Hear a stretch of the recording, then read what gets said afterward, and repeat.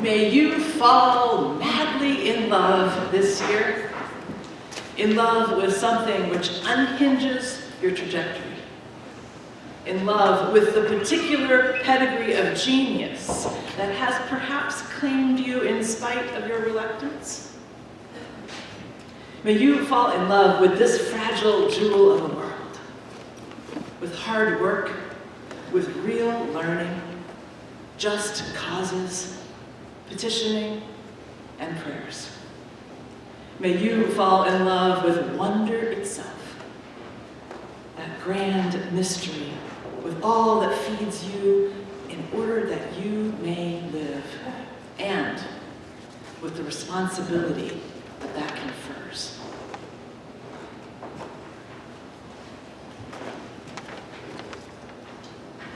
May you fall in love with heartbreak and seeing how it's stitched into everything. May you fall in love with the natural order of things and with tears and tenderness and humility. May this be a magnificent year for you. May you fall deeply, madly, hopelessly, inextinguishably in love.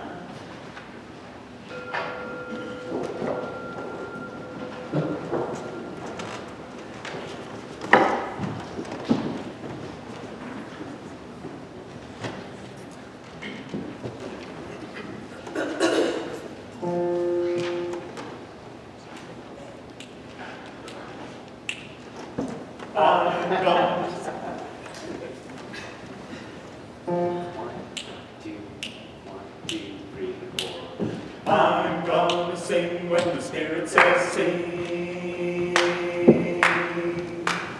I'm gonna sing when the Spirit says sing. I'm gonna sing when the Spirit says sing. Sing for the joy our voices bring. I'm gonna sing, sing, sing when the Spirit says sing.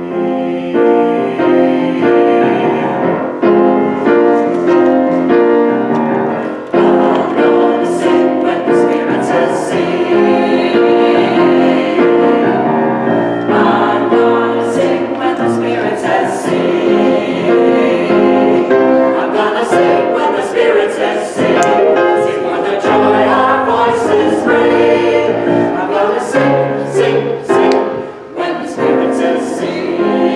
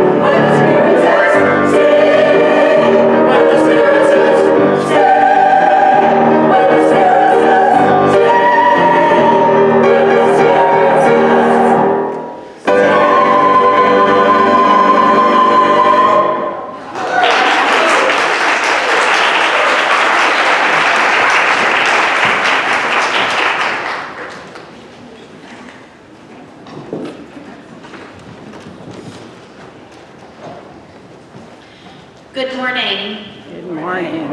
Happy New Year. And welcome to First Parish Church of Groton. My name is Emma Rose Morella, and my pronouns are she, her.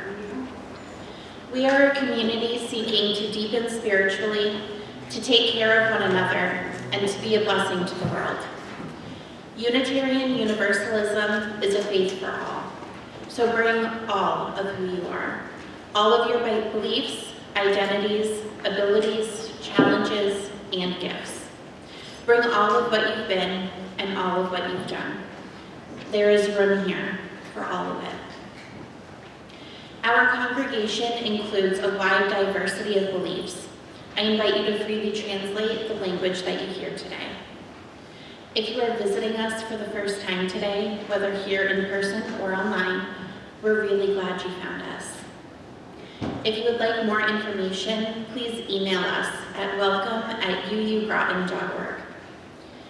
We are not concerned about noise during the service and hope you won't be either. However, the service is broadcast several places downstairs and in the seating area behind the sanctuary if anyone needs to take a break. The soft pouches in each pew have quiet toys in them, and we have nursery care today, which you can find through the door by the high pulpit. And you're welcome to take little ones there when we sing the children to religious education in a little while, or at any time during the service. There is a small masks required section in the back parking lot side for those who prefer to sit with other masked people. We are not requiring masks, but given everything that is going around right now, we do strongly encourage them. There are masks at all of the doors.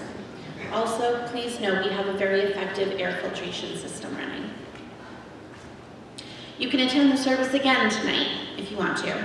We host virtual church on Zoom at 7 p.m. on Sunday evenings. All are welcome. If you need the link, please email us at welcome@uugroton.org. Special thanks to Melissa Wood, who is filming this morning, to our cantor, John Fry, and to the adult choir. Thank you to Julie Andrews, Becky Barth, and Suzanne Nelson, who greeted us downstairs. Actually, I think that's incorrect. Who were our greeters this morning? Leslie, Risa, and Suzanne, thank you. This says that Martha McClure is hosting coffee hour today, is that correct? Yes. Okay, that part is correct. And finally, thank you to Lisa Girolamo and Andy McGinty, who are ushering today, and they are, I can see them. They have large print orders of service and assisted listening devices. If you need anything during the service, they will be happy to help. A few announcements. Please join us for our Black Lives Matter Vigil today and every Sunday at 11:30 on Main Street in front of the church. All are welcome to come to coffee hour in the vestry, which is the big room beneath us after the service. Elea and Lee will greet you there. If you have a joy or sorrow or prayer you would like to have included in the minister's daily prayers, you can email it to prayers@uugroton.org or fill out a prayer card found in each pew. Please take a second to wave to the camera and say hi to our virtual congregation, and let's stand as able and take a moment to greet one another.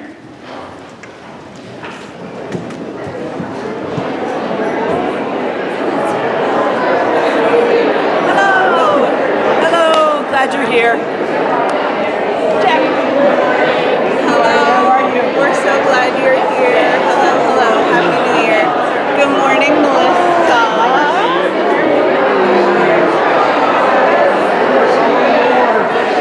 I was reading his work. So Dean Joshua was a friend of John's. I used to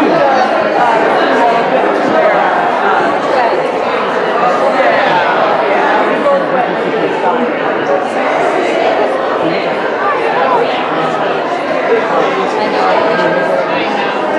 I missed it. I was just going to say hi because I never come and say hi to the camera. Is this good? Okay, good. Hey, John Fry.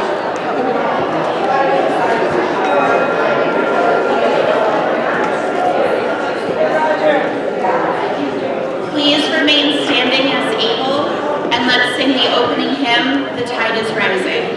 Sean and John will lead us.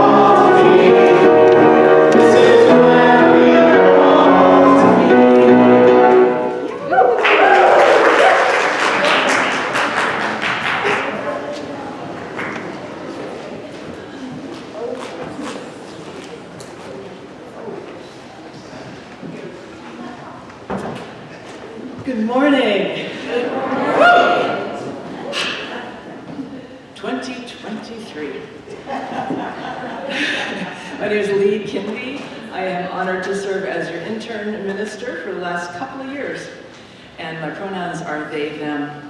This is the time when we continue a ritual we started during the pandemic to ring 3 bells and invite us just to land a little bit, to land in our seats, in our bodies, in our connections, in where we are right now. So I'm gonna ring 3 bells, and the first is for you. You're invited to take a breath and then let it go, or if you want to tighten or close something and open it as a gesture of opening, reconnecting with your physical self, with your spiritual self, with your energetic self. The first breath is for you. The second, you send it out to people you love. And the third is for just our whole aching world.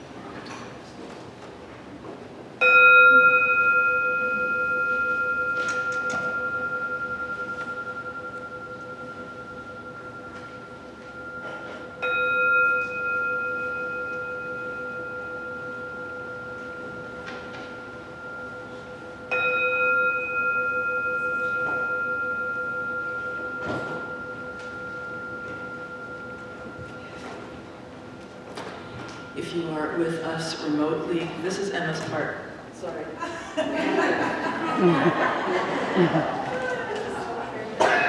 Yes.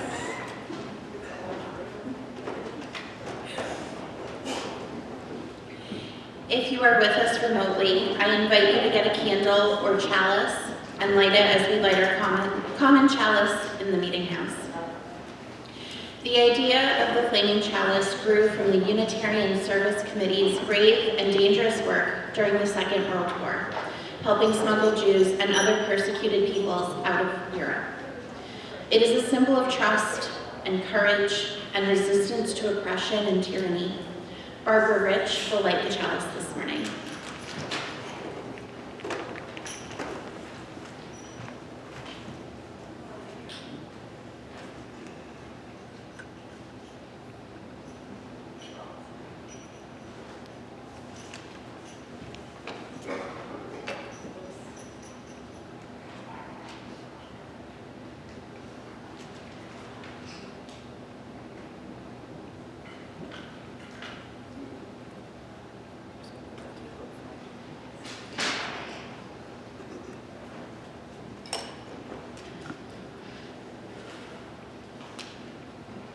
I'm lighting the chalice this morning for 2 gratitudes. The first one is for gratitude I felt years ago when I was honored to be a co-teacher in an OWL program, Our Whole Lives. It's a human sexuality program. It's very well researched. It combines basic UU principles with the complexities of our youth trying to make sense out of relationships, self-worth, self-confidence. I learned a lot, and I'm very grateful for being able to collaborate in the OWL program, realizing how hard it is for our youth to talk about subjects not easily talked about, even with well-meaning parents. So I'm urging you to support Cynthia Williams as she explores bringing an OWL program for our youth this year. Your children will thank you. Maybe not out loud. So the second gratitude is for our new year.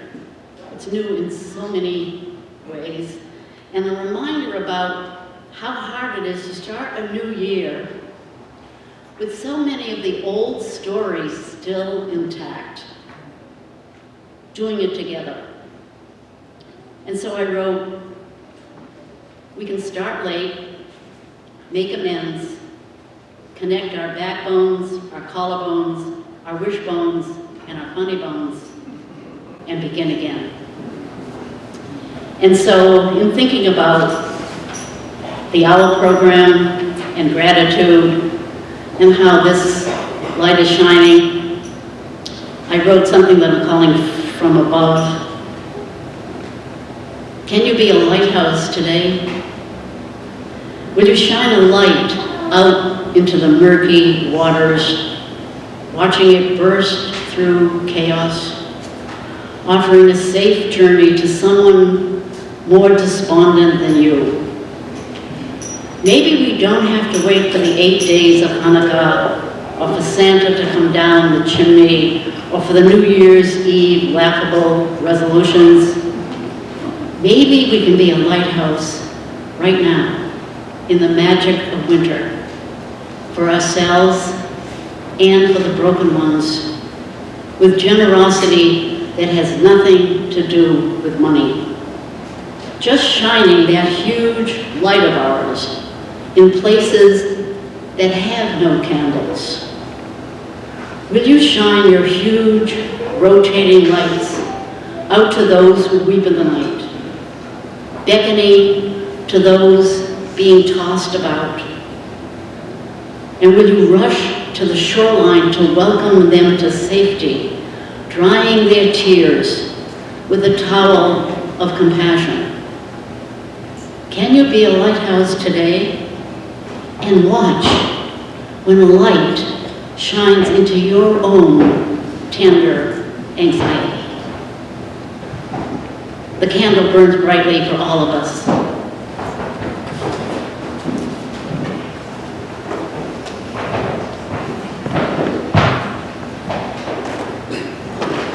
Thank you, Barbara. Each Sunday, we also light a peace candle to remind us of the violence happening in so many places around the globe. We light the peace candle today in hope for our new year and for the real peace that comes after processes of accountability and repentance. Accountability and repentance for the harm that we have inflicted on each other. We light the peace candle for our own rededication to the continual building of this kind of peace in our lives, our families, our homes, our churches and communities. Let's see, Sophie Adams, would you like to light our peace candle?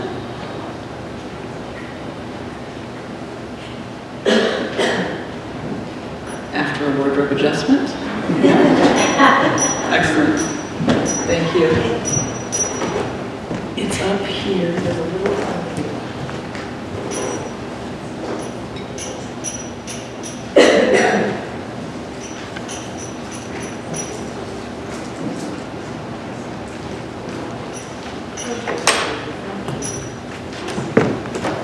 Please join us in singing Carolyn McDade's song, Spirit of Life. We sing it first in Spanish, which was translated by Reverend Elea Kemler and Aaron Barrios, and also in English. And we stay seated for this.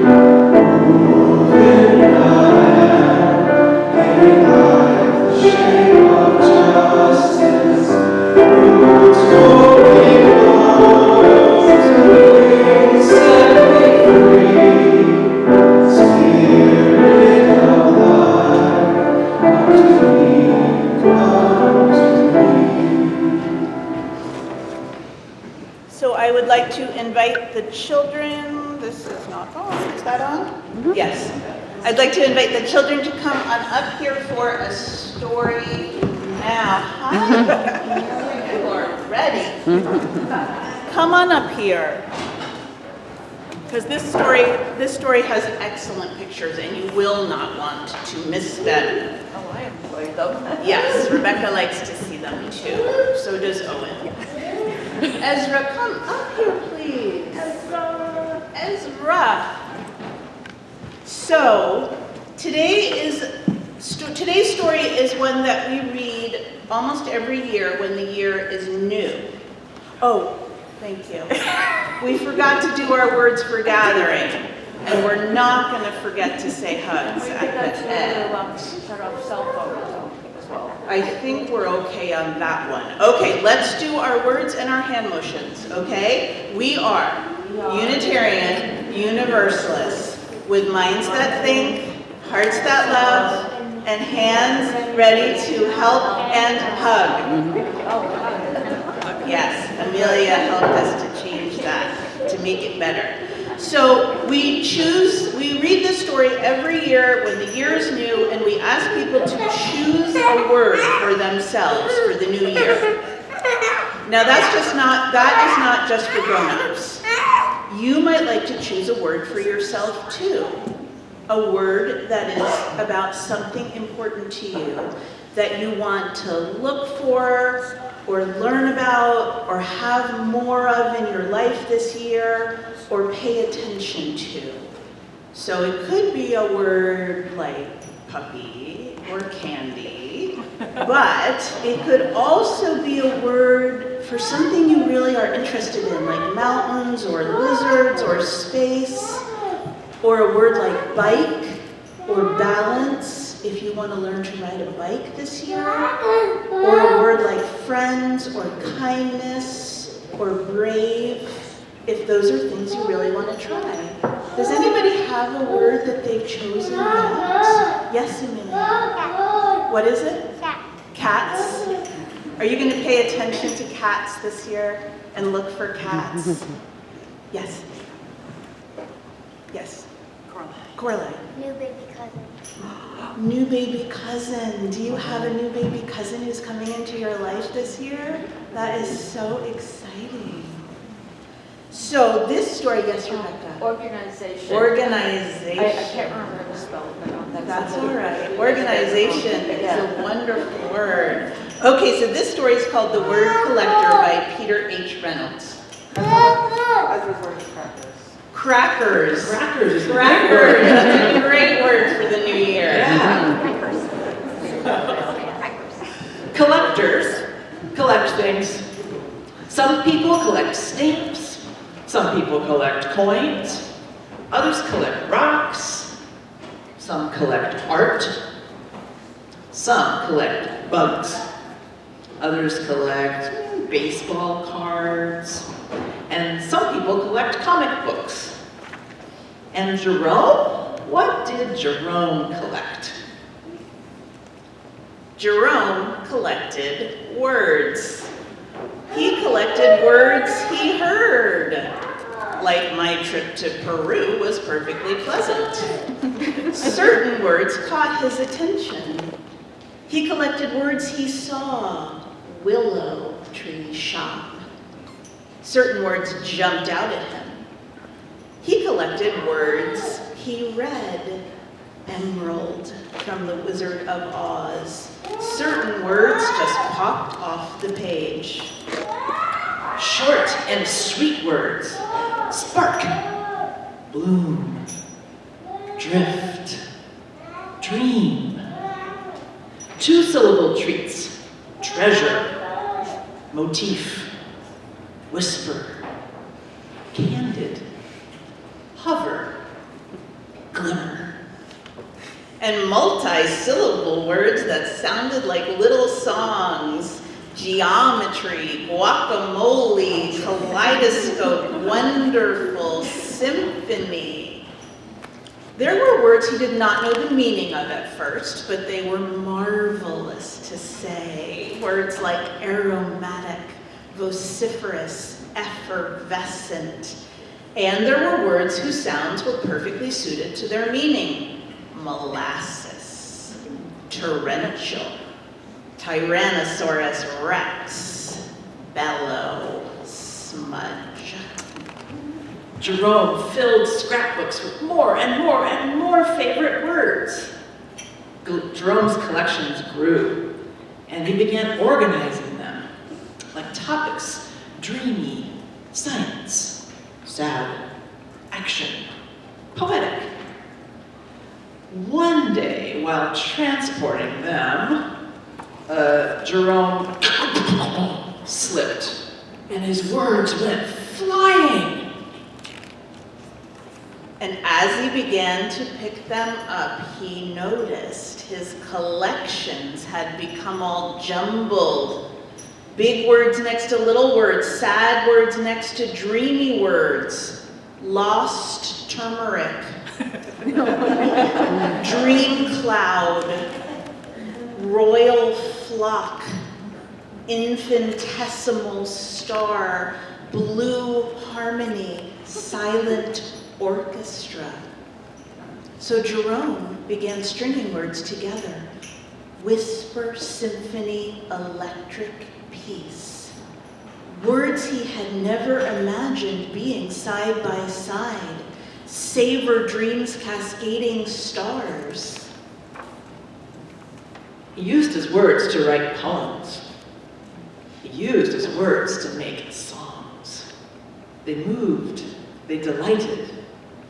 Some of his simplest words were also his most powerful. I understand. I'm sorry. Thank you. You matter.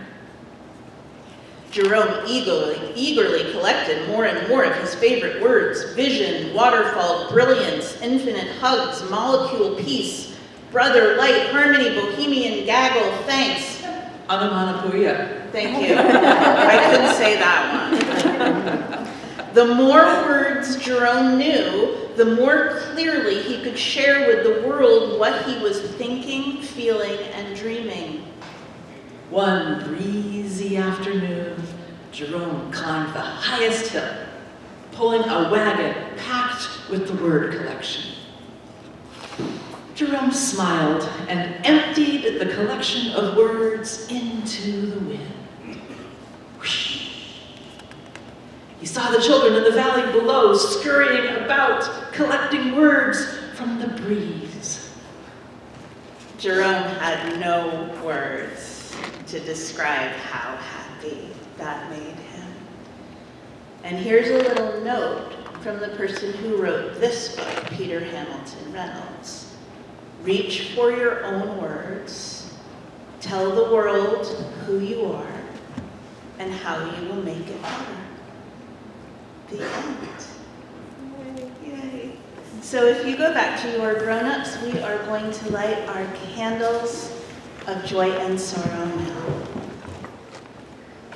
So we will sing the children and volunteers downstairs to religious education. Cynthia will give you the tiny chalice to take with you to remind us that we are all one community, and the words are in your order of service.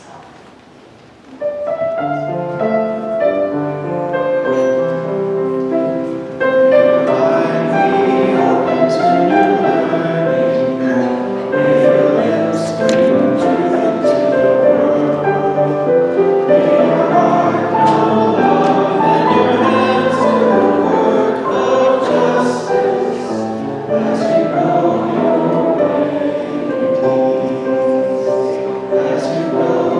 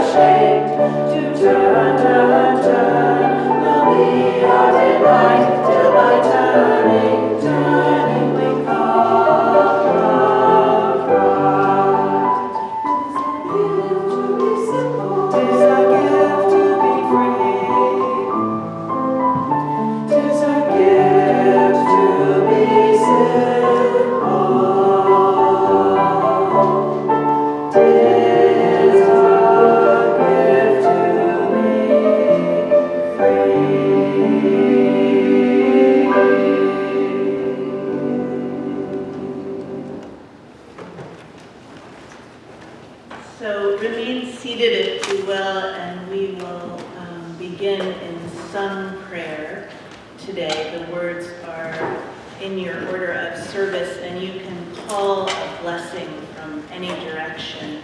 Somebody told me this week they sing it, "Call forth a blessing."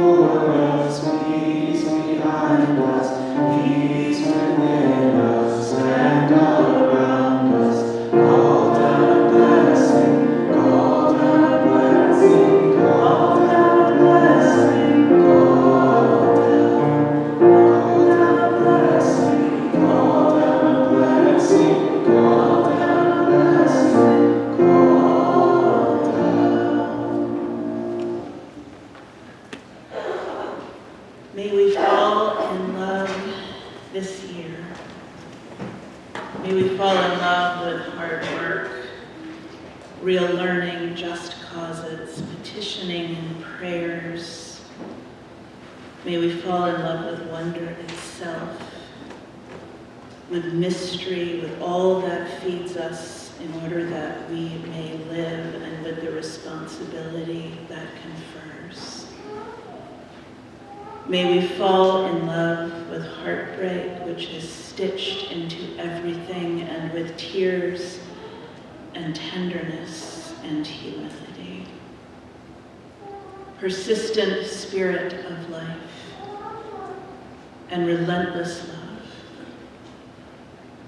We pause on this new morning in this new year to catch our breath and to rest our bodies. To rest in the stillness and the grace that is within and between and around and among us. Let our hearts be softer this morning. And let us begin the new year in gratitude for shelter and warmth and food, for the people we love, for the gift of another day, for all that is sweet and good. And let us pray for all who are in need. And this day we hold in our hearts and in our prayers Tom, who is recovering well from surgery. Becky, also recovering well from surgery. Diane's sister, recovering from very serious heart surgery. Chris and Ellen, dealing with health challenges. Steve and Gail Byrne. Sue, Dara, and Elle as they grieve for Doug, whose beautiful memorial service was yesterday. We hold the joys and sorrows we have spoken out loud, and the ones unspoken. And we pray for ourselves that we might fall in love with life again this year. And with this fragile jewel of a planet we share. So let's rest for just a moment and breathe in the love that holds us all in tenderness.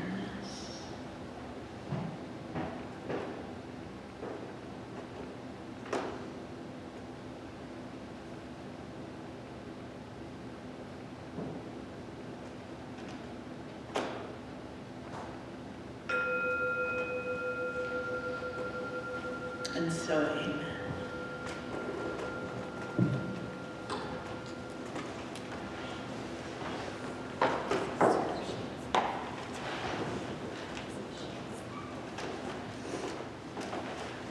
Our generosity sustains this congregation and allows us to deepen spiritually, to take care of one another, and to be a blessing to the world. We can't make church without all of us. There's a QR code on the back page of your order of service if you would like to donate through PayPal. The morning offering will now be given and gratefully received.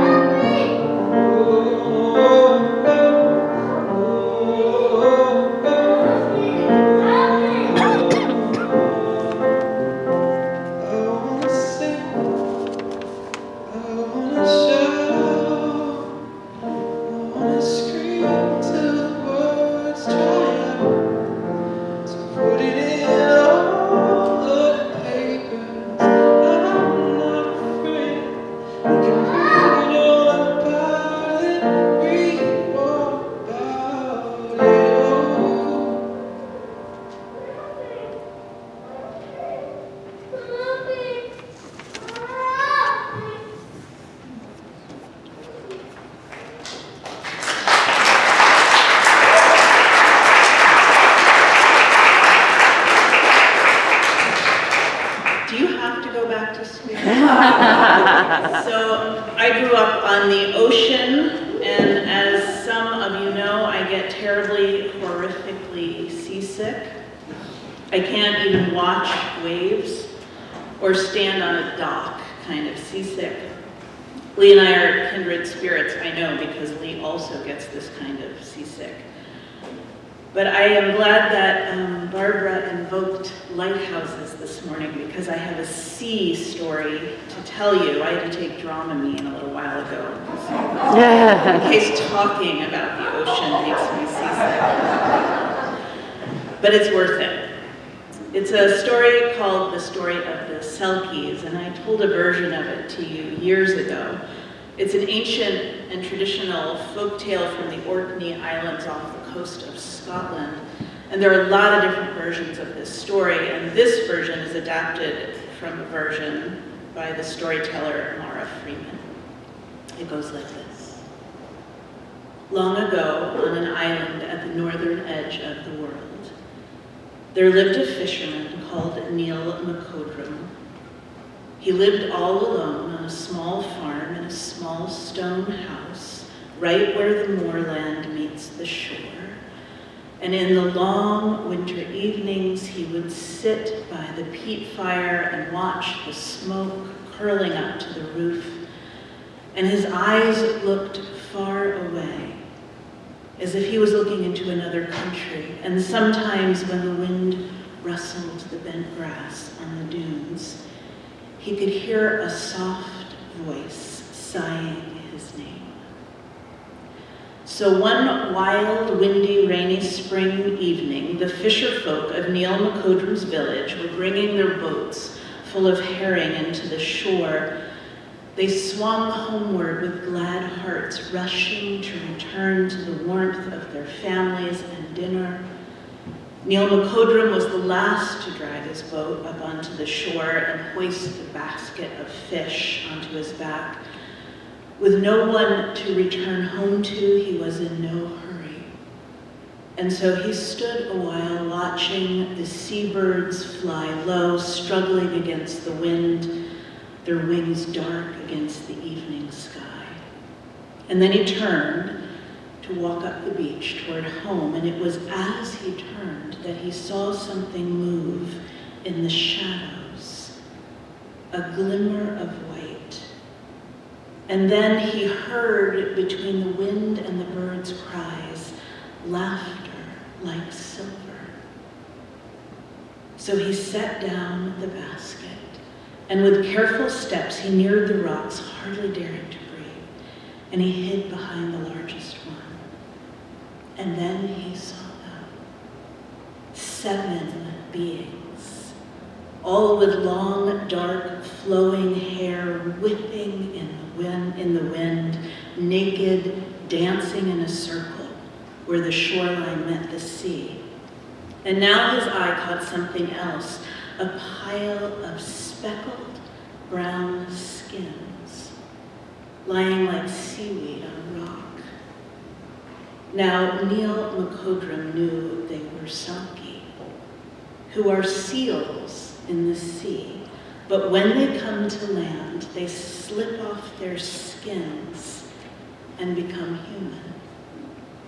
Crouching low so he would not be seen, Neil McCodrum crept toward that pile of skins and slowly slid the top one down. He wanted so badly to touch it, to see it. Now maybe he had already had the thought that he wanted to take it, to see what would happen. Maybe he had already felt that yearning to have what was never his, but he could never remember that moment clearly later on. But scarcely had he held the sealskin up in his fingertips, so much finer and lighter and softer and more beautiful than he had ever imagined, when the wind changed direction suddenly and a sharp gust blew the skin out of his hands and out over the rolling ocean. And as it blew away, one of the selkie gave a sharp, pained cry. The dance stopped, the circle broke, the selkies ran to the boulder, slipped into their skins, and slithered into the sea, shiny brown seals gliding away. Except for one, who stood before him with great dark eyes. And in a voice that trembled with silver and sorrow, said, "Please give me back my skin." It blew away, he told her, overcome with remorse, but also overcome by her beautiful strangeness and by the lurching of his own lonely heart. "I will try to find it for you," he said, taking off his raincoat for her to cover herself, for she was starting to shiver with cold. "Stay here, I will find it."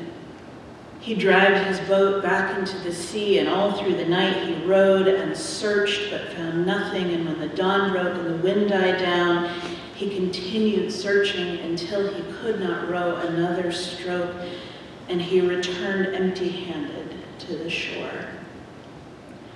"Come home with me," he told the selkie.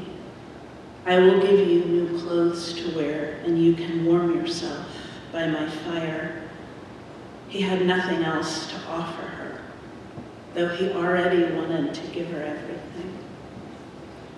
All of the people of the village attended the wedding of Neil McCodrum and the selkie. 6 sheep were roasted, the whiskey ran like water, the toasts overflowed from every cup for the new bride and groom, who sat at the table, McCodrum beaming and awkward and unused to happiness. But the selkie sat quietly beside him and seemed to be listening to another music. After a while, they had 2 children, who had the sandy hair of their father, but the great dark eyes of the mother, and there were little webs between all of their fingers and toes. And each day when Neil McCodrum was out in his boat, the selkie and her children would walk along the dunes. They gathered wild parsnips and berries. They filled their baskets with moss from the rocks at low tide to dry for the fire. But Neil McCodrum knew from the way her eyes never stopped searching the shoreline what she was looking for. And yet she seemed settled enough in the house, on the shore, and in spring when her children ran toward her, their arms full of wild yellow irises, she seemed happy. But when the west wind brought rain, and the wind whistled through the cracks in the walls, she grew restless. She moved about the house as if swaying to unseen tides, and when she sat at her spinning wheel, she would hum a strange song that had the sea in it. And at these times, Neil McCodrum would sit and watch, unable to say a word because he loved her so deeply, and could not imagine losing her, and yet he felt her sorrow. 16 summers passed, and the children were growing up. And one afternoon, as the selkie knelt on the warm earth, digging up roots to roast for supper, the voice of her daughter rang out clear and excited. And the girl ran to her mother, holding something in her hands. "Mother, isn't this the strangest thing I have found? It just washed up on the shore. It is so soft and fine, like mist." And her mother rose to her feet and ran her hand along the speckled brown skin. She put her other arm around her child and walked back with her to the little house in silence, heedless of the girl's puzzled stares. And once inside, she called her now tall son to her and spoke gently to her children. "I will soon be leaving you. I will never go completely, but you won't see me again in the shape I am in now. I go not because I do not love you, but because I must become myself. And that night she rose, leaving the warm bed and sleeping husband, and walked to the shore, took off her clothes, let them fall to the sand, and stepped lightly over the rocks, and held up the skin she carried with her. For just a moment she hesitated, turning her head back to the sleeping house, the hearts of her loved ones beating there, and then wrapped the shining skin around her and dropped into the water. And for a little while, a sleek brown head could be seen in the waves pointing toward the far horizon, and then swiftly leaping and diving came 6 other seals. They formed a circle around her, and then all were lost to view. In the house, Neil McCodrum stirred and felt for his wife, but his hand met a cold and empty space. He knew better than to take his boat and go looking for her. He also knew in his heart he no longer wanted to keep her from herself. But when the moon was young, the children did not sleep at night. They ran down to the shore on silent webbed feet, and there on the rocks they waited until she came, a speckled brown seal with great dark eyes, and laughing and calling to her, they splashed into the water and swam with her until the break of day, when tired and hungry, they returned to their father, who made them breakfast and listened to their stories of their mother and the sea. I heard this story from my friend and colleague, Megan Lyons, who also shared with me a little something she had written in reflecting on the story of the Selkie. And she wrote this very simple thing. She said, "I believe these statements to be true. You cannot be anyone other than who you are and who you are called to be. And you are not meant to ask others to be someone they are not. We cannot be who we are not, only who we are and who we are called to be, which has nothing to do with perfection, but rather with honesty and humility and the willingness to dare to find out who or what we are called to be. And to ask others to be who they are not is a way of holding their spirits captive. There are rare moments in our lives when we will be able to choose more freedom, to choose to become ourselves more fully, which requires courage. And there will be moments when we get to choose to live in ways that help liberate others. The story of the Selkie and my friend Megan's statements of what she knows to be true are good to think about on this 8th day of the new year, when the year still lies ahead of us, full of days not yet lived. It's a time when many of us are tempted to make resolutions about how we are going to be and what we are going to do, resolutions which often involve eating less and exercising more. I'm not against resolutions exactly. They just don't work. And there's also something about starting the new year with this list of our faults and imperfections and the ways we feel we need to improve ourselves that doesn't sit quite right with me. Maybe we should start the year with gratitude for having made it through to see another one, especially in these perilous times. Maybe we should be thanking our bodies for having carried us this far, making lists of what we love instead of lists of our flaws, I like the tradition we have developed here over the past almost 20 years now, much better, which is that we choose a word for ourselves for the new year.